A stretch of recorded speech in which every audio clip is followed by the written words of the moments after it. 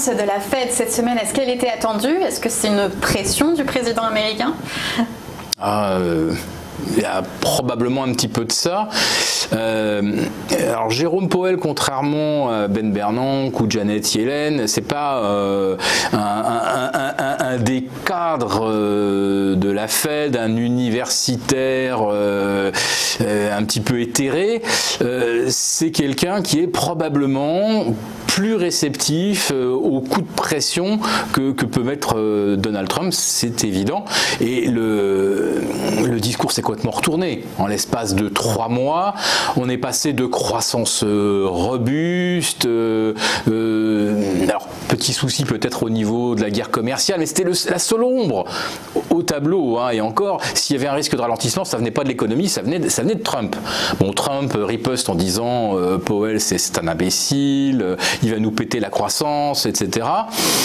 Et aujourd'hui, on a un discours qui est des nuages à l'horizon, des signaux contrariens, on ne time plus la prochaine hausse de taux et on change complètement d'approche sur la réduction du bilan.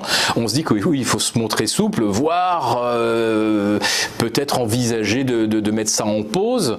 Donc on serait passé l'année dernière de 450 milliards de reventes d'actifs à peut-être plus rien à compter du milieu de l'année. Enfin voilà.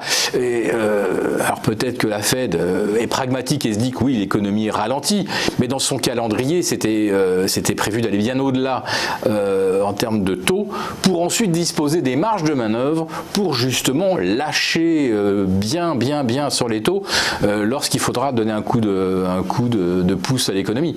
Et là, qu'est-ce qu'elle a la Fed, elle a 2,25 devant elle, ce qui est rien par rapport à un risque de récession. Donc on continue les produits dopants pour les marchés financiers et puis on verra bien plus tard. Ah oui, et puis alors la grosse seringue, elle sort maintenant de la poche de Jérôme Powell, mais aussi de Mario Draghi. Parce que qu'est-ce que c'est que évoquer le TLTRO et dire en plus de ça, c'est un instrument efficace. Si on n'a pas l'intention de s'en servir, on n'en parle pas et on fait pas l'apologie d'un instrument qui en fait c'est quoi? C'est juste rajouter de la dette ou c'est juste mettre de l'argent pour permettre à ceux qui ne peuvent pas rembourser leur dette de le faire. Ça s'appelle de la cavalerie, mais le marché adore.